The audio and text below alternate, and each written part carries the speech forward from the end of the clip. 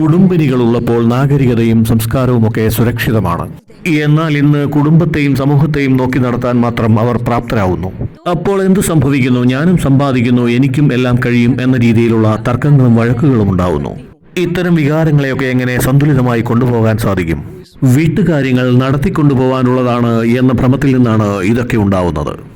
പണം ചെലവഴിക്കപ്പെടുന്നതാണ് പ്രധാന കാര്യം എന്നതിൽ നിന്നാണ് വീട് നടത്തുക എന്ന പ്രയോഗമുണ്ടാവുന്നത്. രണ്ടുപേരും പണം കൊണ്ടുവരുമ്പോൾ രണ്ടുപേർക്കും കുടുംബ നടത്തിപ്പുകാരായി തോന്നുന്നു. എന്നാൽ ഒരാൾ പണം കൊണ്ടുവരികയും മറ്റൊരാൾ വീടിനെ കുടുംബമാക്കുകയുമാണ് ചെയ്യുന്നത്. ഒരു വശത്തുകൂടി സമ്പത്തും മറ്റൊരു വശത്തുകൂടി സംസ്കൃതിയും വരുന്നു. ഒന്ന് സമ്പാദ്യവും മറ്റൊരു സംസ്കാരവും. പണം വരുന്നു ഒരു വശത്ത്, മറുവശത്ത് പവിത്രത വരുന്നു.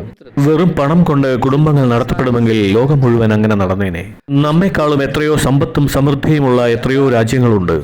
എന്നിട്ട് പിന്നെ അവിടെയൊക്കെ എന്തേ കുടുംബകലഹങ്ങളും കുടുംബ തകർച്ചയും ഉണ്ടാവുന്നു? ഒരുപാട് പണമുള്ളതുകൊണ്ട് അതിസമ്പന്നരായ ആളുകളുടെ കുടുംബങ്ങൾ സംസ്കാര സമ്പന്നരാവണം എന്നില്ല. അങ്ങനെയൊക്കെ ആവാതിരിക്കുന്നതിന്റെ പ്രധാന കാരണം എന്ന് പറയുന്നത് സമ്പത്ത് വരുന്നത് ഒരു പാരമ്പര്യത്തിൽ നിന്നും സംസ്കാരം വരുന്നത് മറ്റൊരു പാരമ്പര്യത്തിൽ നിന്നുമാണ്. സ്ത്രീകൾ കുടുംബങ്ങൾക്ക് പുറത്തേക്കിറങ്ങി പ്രവർത്തിക്കേണ്ടതുണ്ട് എന്നത് വളരെ ആവശ്യമായ കാര്യമാണ്. പുരുഷനോടൊപ്പം സ്ത്രീയും ഓരോ ചുവടും വെച്ച് ഒപ്പത്തിനൊപ്പം മുന്നേറേണ്ടതുണ്ട്.